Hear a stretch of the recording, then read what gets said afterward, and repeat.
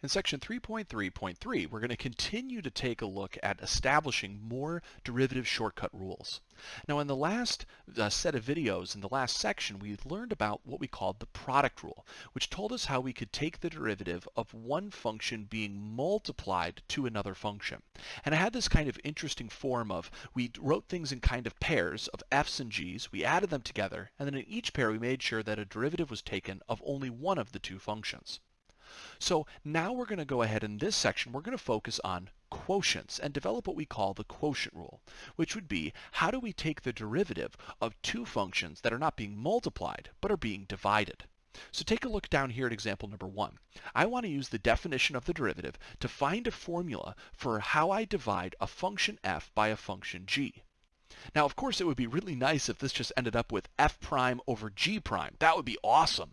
But we saw in the derivative here for a product that we didn't just end up with f prime times g prime, so maybe that's not going to work out. But maybe it will. It's kind of hard to tell until we start computing things. So we're going to assume here that f and g are both differentiable functions. We'll also assume that g of x does not equal 0, so I don't have to worry about any dividing by 0 errors. And let's just jump in to go ahead and start calculating this derivative. All right, so if I'm going to try to take the derivative of f of x over g of x, and I'm going to go ahead and use my limit definition of the derivative here.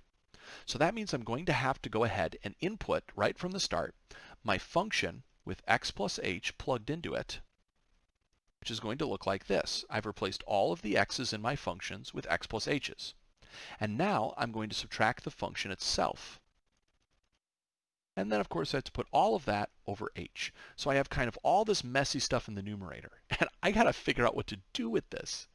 Well, one thing that I could do to maybe simplify it down a little bit would be to get a common denominator between these top fractions. So that way I can just have one big fraction divided by, technically, another fraction, h over 1 down here. And I could simplify a bit further. So to do this, I'll notice that I'll need to multiply this fraction here by g of x over g of x, and this fraction here by g of x plus h over g of x plus h. So that would ultimately get me f of x plus h times g of x minus f of x times g of x plus h, all over our common denominator of g of x times g of x plus h. That's just the top of my fraction. I'm still divided by h, or what I'll think of as h over 1. Now, the reason I again want to think of this as h over 1 is that now I can think about actually multiplying here by the reciprocal and rewriting this one more time in a slightly simpler form. I can write this now as f of x plus h times g of x minus f of x times g of x plus h. And if I multiply my h just into this denominator, notice I'm going to get g of x plus h, and just times an h down there.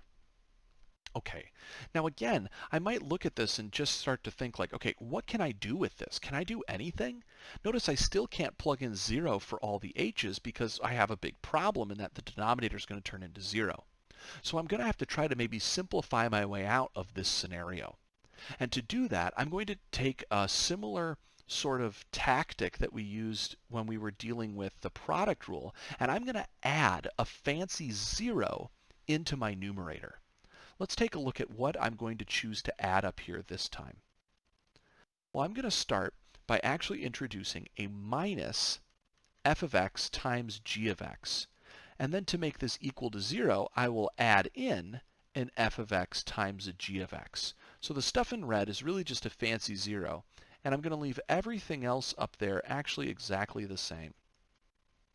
Of course then, all of this is still going to be divided by my g of x plus h, and the h. Okay, so what was the use in doing this? Well, again, what we might be able to see is that if I kind of group together the first half and the second half of this top of the fraction, I'll see that I have generated some terms that have some things in common that can be factored out. Now, this is a really clever move here, that to add this red stuff, you got to really hand it to the person who came up with this at first, because how the heck would you know to do something like this? Well, let's see what it gets us. I'm going to go ahead here and kind of pull two moves at the same time. I'm going to factor out what's in common as well as separate my fraction and my limit into two fractions and two limits. So you'll see here that in the first numerator, or the first group, I can pull out a g of x, and I'll be left with an f of x plus h minus an f of x. And if I separated out my fraction, all of this would just be over g of x plus h, and an h. Now I'm going to have another fraction, which I'll notice here is I'm actually going to subtract, or I guess I can write it as a plus for the moment, but what I'm going to pull out of here is actually a negative f of x. Okay, so I'm going to go ahead here and I'm going to pull out a negative f of x. Now you'll see in a moment why I do this, but notice that if I pull out a negative f of x, it's going to make this remaining g of x negative and this remaining g of x plus h positive. So I'll write the g of x plus h first and the minus the g of x second.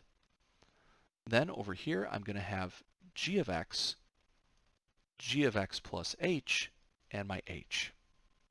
All right, well let's see what we might be able to do with each of these limits now that I have them. What I'm going to go ahead and do is notice that I have some big complicated looking fractions here. And so I'm going to go ahead and I'm going to try to separate these fractions out into some smaller, simpler fractions. First off, over here, I'll notice that I could right away, right from the get-go, I could almost cancel out a g of x here. But I'm going to hold off on doing that. So if you're noticing a g of x that you might be able to cancel and you see me not doing it, know that that's intentional. Instead, what I'm going to do here is I'm going to kind of separate this into two different fractions. I'll put g of x over g of x and the g of x plus h.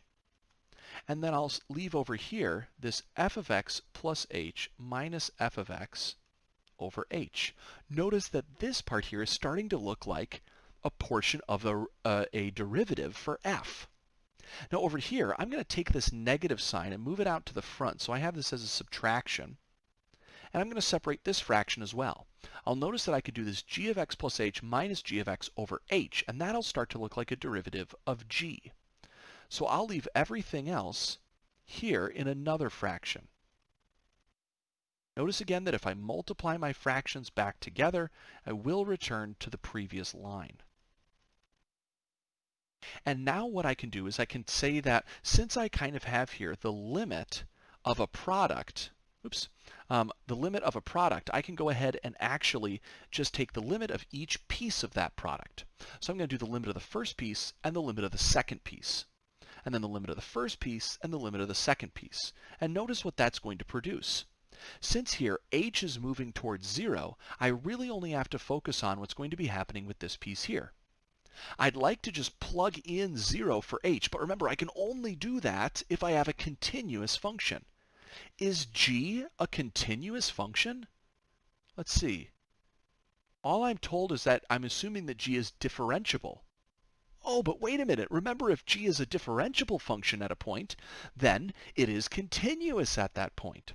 So I actually can say that I could just go ahead and start by replacing that h with a 0 here, and notice that gets me g of x over g of x times another g of x. Or I could just write that as g of x being squared.